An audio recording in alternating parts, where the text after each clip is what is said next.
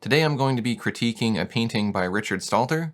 Richard has done a wonderful job painting this cabin scene, and he asked if I would critique this, so I've gone over it and I have a few suggestions. First, I want to say that this is an amazing painting. You've put a lot of detail and a lot of work into this, and I'm really impressed. At first it felt a little bit difficult to find things that I would change in this piece, because you did such a good job, but I've gone ahead and come up with a list, so I'll go ahead and share those with you one by one. So right now we're looking at the original without any changes. And the first thing I want to do is go ahead and just convert this to black and white. I've created a value check layer, which is just set to color, and I filled it with black. And when we turn that on, we can view our artwork in black and white. Now that helps us to see the relative values in the piece. We can look at this dark area over here and compare it to this dark area over here on the chimney. We can look at the water here and how dark that is and how much contrast is in this area. And we can compare that to how much contrast is over here in the grass and the dirt. Another thing that can be helpful is to kind of simplify your image. I just took this flattened layer and I went ahead and blurred it a bit using Effects, Focus, Soften. And in doing that, it helps me simplify the values in this piece. So I can see how dark the chimney is here in general compared to how dark the side of the house is. The point of doing this is to keep our values consistent throughout the piece. So one thing that stands out to me is the chimney doesn't have as much contrast as the house does. And by contrast, I mean the difference between the light and dark sides of the house. So the house is kind of the main focal point and it has pretty strong contrast. And judging by the shadow, the sun's a little bit lower in the sky. So we want to make sure that everything in this painting has that same level of contrast. So I'm going to unsimplify this real quick. And I'm just going to quickly show you the edits that I made, and then I'll go through each of them one by one. So here are my edits, and you can see, if I do before and after, I've added more contrast everywhere. I've done some other things, some other touch-ups and things like that. But as far as contrast, I've really tried to make sure that the contrast matches on the chimney compared to the side of the house. And I've added some contrast down here in the foreground as well. So I'm going to turn off the value check, and I'll show you how I improve the contrast here. Now I don't have the layered artwork, so I just kind of did this sloppily, but I created layers here with different edits. So let's go ahead and start with the chimney shadow. You can see if I turn that on and off, I've added some contrast to the chimney. Now you could of course play with this to get it to look the way you want. Maybe you want the chimney to be a bit lighter, maybe you want it to be a bit darker. I think contrast-wise, it needs to be closer to matching the side of the house.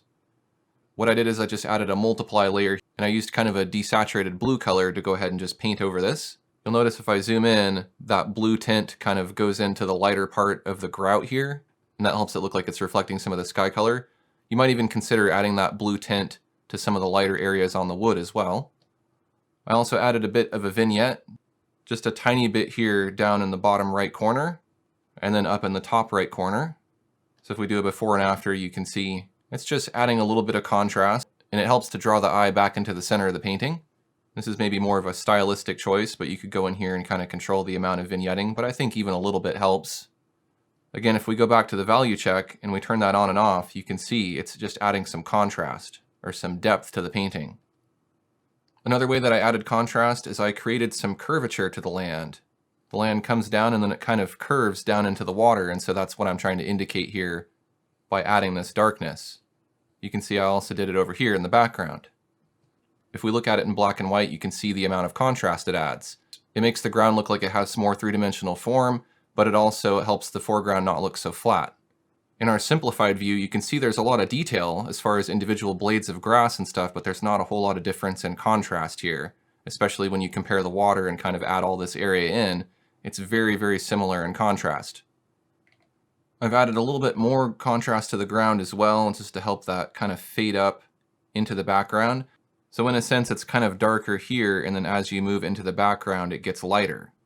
And because the sun is coming from the top left, then we would expect that it would be lighter here, and it would get darker gradually as we move into the foreground. Now there are some other places that need a little bit more contrast. For example, I've given the boat a little bit more contrast. Again, I was just sloppy and I painted over it with a layer. You could go in here, because you probably have this all broken up into layers, and just make it a bit darker, and just use that value check just to compare. If I hide that shadow, you can see it feels a bit lighter than it should be. Sure, it doesn't have an awning blocking some of the light, but this is still the shadow side, and so it should be relatively darker. And the darkness of that shadow should match the darkness of other shadows within the same area in the painting. I've also added some shadows to the birds because, again, this is the shadow side of the bird. If the light's on the opposite side, Sure, you want to be able to see the bird, but you also want it to be able to fit into the scene. So if I do a before and after, you can see the effect that's having. Again, I was pretty sloppy about how I did this, but it should at least give you an idea of the effect that that's having. It's also adding contrast to the birds because, as you can see, they tend to blend in with the water contrast-wise. These trees in the midground could also use some shadows because they don't feel very three-dimensional. They look a little bit flat. So I've gone ahead and added some shadows to those trees to help them look more conical. Above that, we have the distant birds, and I've gone ahead and lightened those a bit just to help them look a bit more distant. They felt a little bit too dark to me. Now the base of the house has a cast shadow from the sun, but I think the chimney also needs a little bit of cast shadow as well. Cast shadows are a little bit tricky, especially with a really complex shape like this, so I really wouldn't be able to tell you what shape that would be, but you can always just kind of have it fade out like this. I feel like it should have gone a little bit further down. If we do a before and after, I've added some shadow to the shadow side of the house as well. I feel like the windows are a bit too bright, and the chair on the porch and some other things are just too bright, so I've gone ahead and darkened those up a bit. Again, if we do the value check and we see the effect that's having. Moving on to the barrel, I've added a bit more detail to that. There's a bit of a highlight to help it look cylindrical, and a bit of a shadow on the opposite side. I've also added a bit of a reflection to it, so it's reflecting a bit of that sky color. This rocking chair is a really nice detail, as is the fishing pole, but those don't need to stand out so much. So as you can see, I've kind of darkened those up a bit as well. And then we can move down to underneath the porch. I feel like some of these plants are too bright. They shouldn't be getting this much light. So I've gone ahead and darkened those. And if I zoom out a bit, the next thing that we'll look at are the water reflections. The reflection of the house looked a little bit odd to me, so I've kind of replaced that with a bit of muddiness that helps the water look a bit more shallow in this place. I feel like a better way to go with the reflections is to break them up a bit, so I've kind of done a half-assed job of doing that here, but I want the reflection to look broken up a little bit, so I've done that. And then if I go to my edited version here where I've just done a few tweaks, I've kind of smudged these reflections around on the ducks using the Distorto tool. If the water's moving and they're creating ripples on the water, that water's not going to be flat. It's not going to be a perfect mirror reflection. And if there's action going on in the water here, wind blowing the water and things like that, then that's going to break up the reflection on the boat as well. So that spares you from having to get that reflection exactly perfect on the boat because it's kind of a difficult shape. Another thing that I did is I softened the edge between the land and the grass because I feel like that should fade in a bit more. You can see I've done that here. I just did that with the smooth knife blender, but depending on how you set up your layers, you could fade it a different way using a blender or an airbrush or whatever. But I feel like that edge was just a bit too sharp. So just for example's sake, I'll quickly show you how I made one of these edits to the contrast. I'll create a new layer here. I'll call this roof. I'm going to set the composite method to multiply.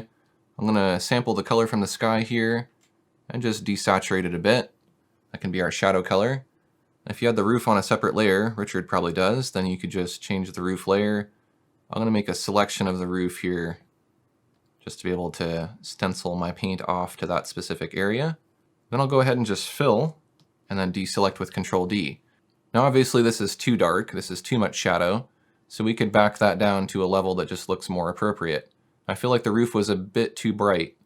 I'll turn on my value check here, and here I can just kind of adjust this in my black and white mode to again get a feel for how that looks.